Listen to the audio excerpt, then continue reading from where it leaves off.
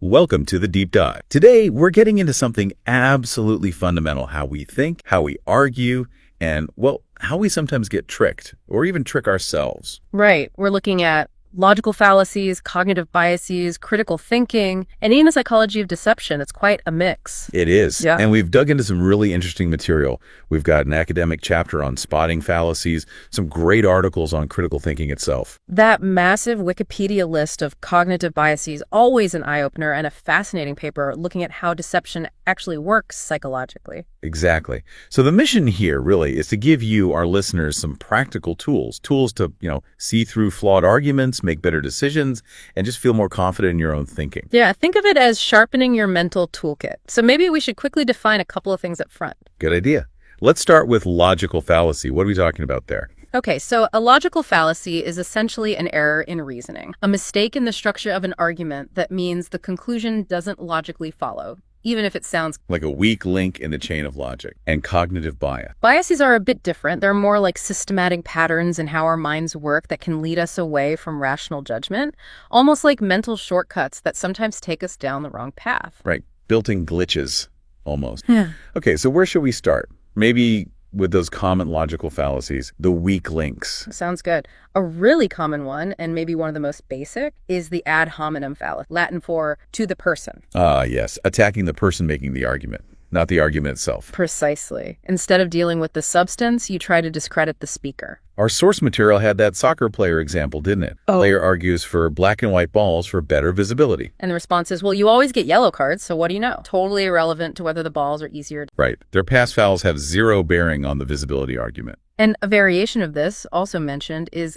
guilt by association. Dismissing an idea because the person is associated with a group you don't. So how do we avoid falling for this or using it ourselves? The key takeaway is focus. Focus entirely on the reasons being presented for the argument, the logic, the evidence. Ignore who is saying it. Concentrate on the reasons, not... Makes sense. Okay, what's another common trap? How about circular reasoning? This one can be sneaky.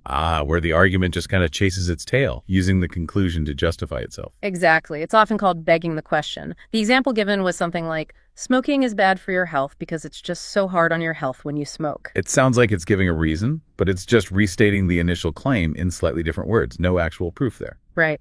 And interestingly, the academic chapter calls this the Ball-stock fallacy and says it's maybe the most significant of all fallacies. It really underscores how fundamental this flaw is. Okay, so avoid arguments that just loop back on themselves. Yeah. Got it. What about the straw man? I always picture a scarecrow. That's a perfect image. Yeah. Because that's what you do. You build up a distorted, weaker version of your opponent's argument, a straw man, and then you knock that down instead of their actual point. Easier target. Much easier.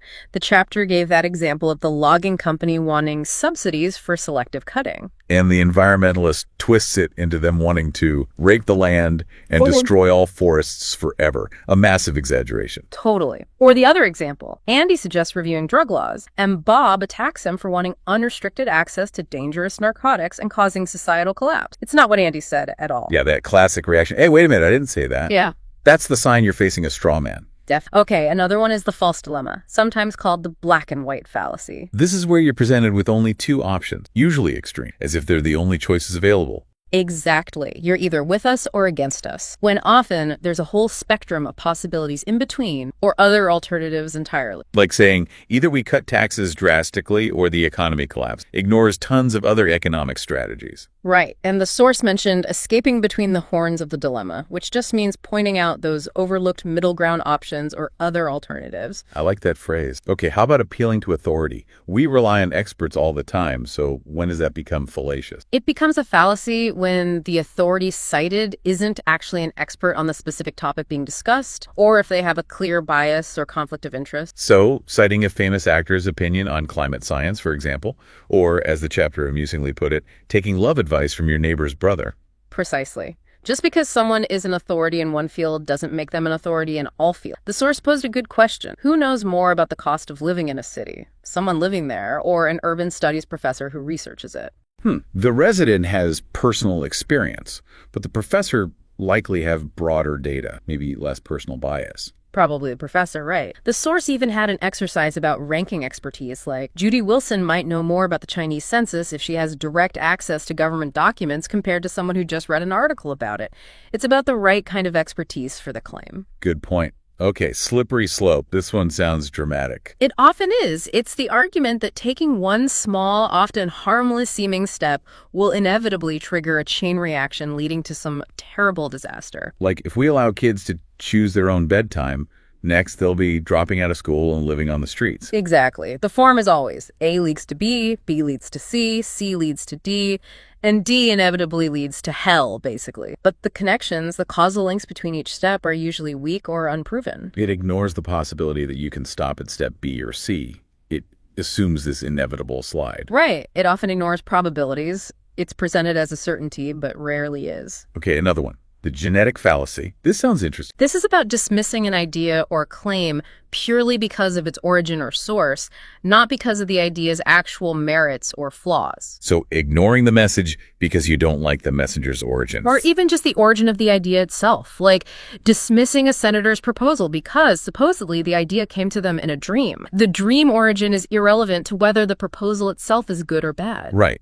Or the Freud example mentioned dismissing a patient's belief in God just because Freud thought it stemmed from a psychological need for a father figure. The origin doesn't automatically invalidate the belief itself. Exactly. You have to evaluate the idea on its own terms. The last one from this batch, non sequitur, Latin again. It literally means it does not follow, and that's the fallacy. The conclusion simply doesn't logically follow from the reasons given. The reasons are irrelevant or way too weak. Like the example, don't buy a TV today because it's Tuesday and Tuesdays are boring. What does Tuesday being boring have to do with buying a TV? Absolutely nothing. Or claiming nuclear disarmament is okay because, hey, driving a car involves risk too. The comparison just doesn't hold. The conclusion doesn't follow from that premise. It's that feeling of, wait, what? How did you get there from here? That's a non sequitur? Pretty much. If you're thinking, hey, that's no sensible reason for that conclusion, you've probably spotted one. Okay, so that's a good rundown of some major logical pitfalls. But just spotting them isn't enough, right? We need to actively build our own critical thinking skills. Absolutely essential. It's not just about analyzing others' arguments. It's about improving our own reasoning and decision-making. Critical thinking is about analyzing information objectively, checking its validity, and forming well-reasoned judgment. So what are the core components? The articles we looked at mentioned several key things. Well, open-mindedness is huge. Being genuinely willing to consider different viewpoints, even ones you disagree with initially, not jumping to conclusions. And being willing to change your mind if the evidence points that way. Definitely. Then there's effective problem solving. Being able to clearly define a problem, brainstorm potential solutions, weigh the pros and cons. And then actually implementing a solution and seeing if it works. Right. And reasoned judgment. Making decisions based on logical analysis and evidence, not just emotion or gut feeling, or, importantly, those biases we'll get to later. Which requires actively seeking out good information and evaluating it carefully. It does, and strong communication skills fit in here, too. Being able to articulate your own reasoning clearly, but also really listen to understand others. And research skills, knowing how to find reliable information, assess sources for bias, and put it all together. And the sources mention some practical tools to help develop these skills. Like mind mapping. I find that useful, visually organizing ideas. Yeah, it helps structure thoughts. And the Socratic method, that art of asking probing questions to dig deeper, challenge assumptions, really clarify thinking. That can be powerful, even just questioning yourself. For sure. And SWOT analysis, strengths, weaknesses, opportunities, threat, a good framework for evaluating situations or decisions. One article also mentioned a sort of 7-step critical thinking process, especially useful for complex decisions where you don't have much prior knowledge. And another framework called the 5 C's of critical thinking. Lots of models out there. Okay, so we've got fallacies to avoid, critical thinking skills to build.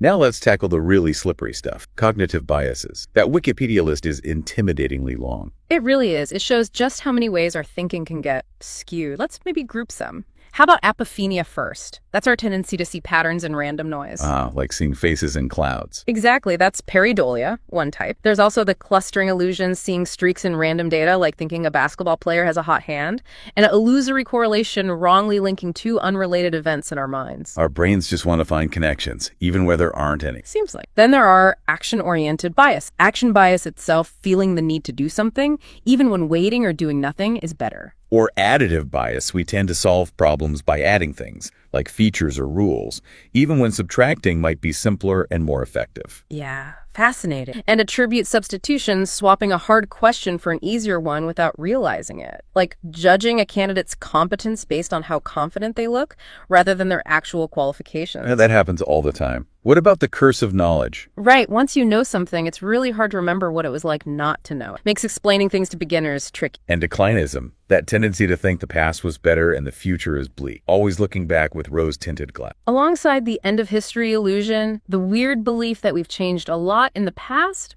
but won't change much.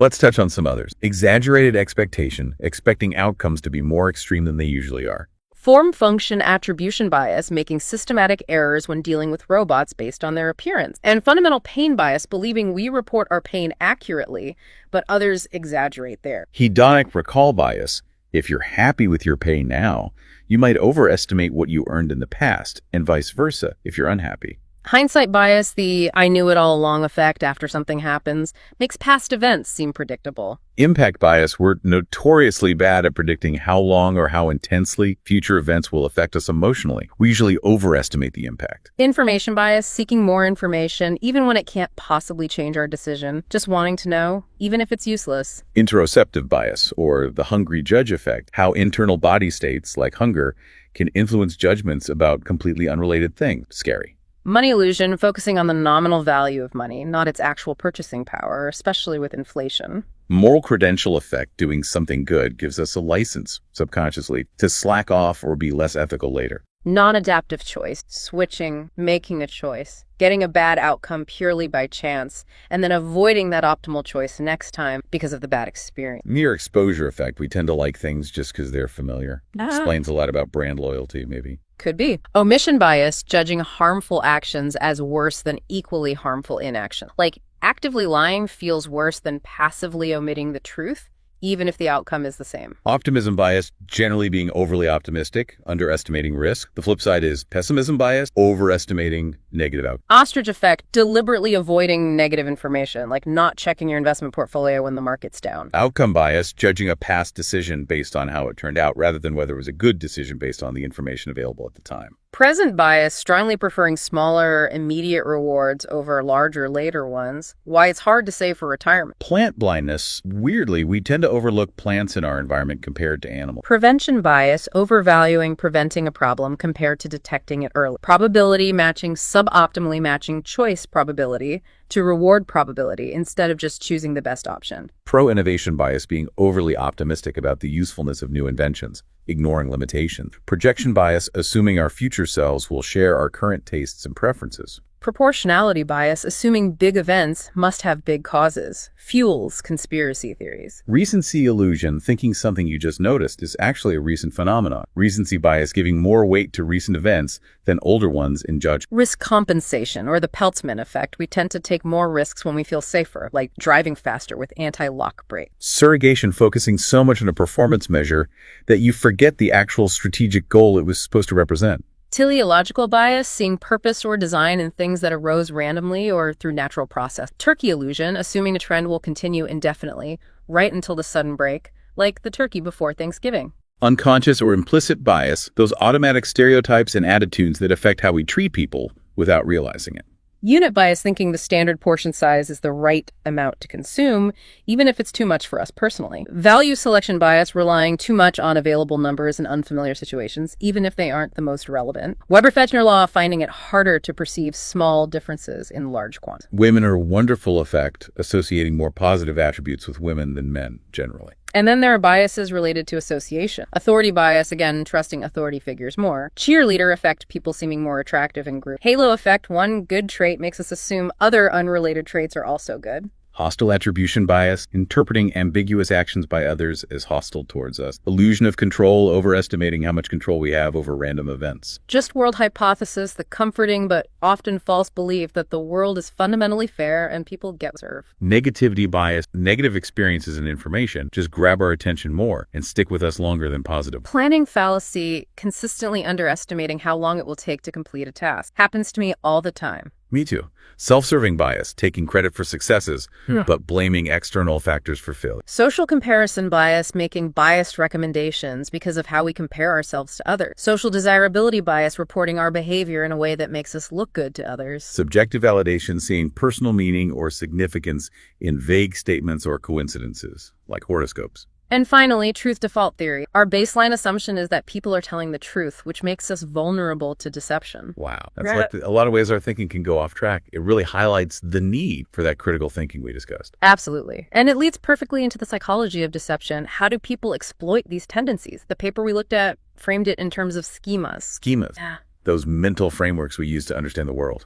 Like scripts for events. Exact scripts for routine events like ordering coffee and plans for how people achieve goals. Deceivers often work by playing into our existing scripts and expectation of normal and trust. So they follow the script to lull us into a false sense of security. Right. But the paper notes that skilled deceivers can't just rigidly follow a script. They need to be flexible, watch the victim, adapt if they sense suspicion, because the victim also has skills, hopefully, to detect deception. It's like a cognitive arms race. In a way. And success often depends on the deceiver tailoring the deception to the specific victim, knowing their hope, fears. This often requires interaction and observation. So understanding the target audience is key for a deceiver. Crucial. They aim to create a story that fits the victim's expectations, but as the paper intriguingly notes, if a story fits too perfectly, it might actually seem the goal is plausibility, a story that's coherent, consistent, and believable within its content. Plausibility is key. And the paper mentions self-deception too. The deceivers might convince themselves. Yes, they might deny or rationalize their own deceptive intent. The paper also uses a neat analogy: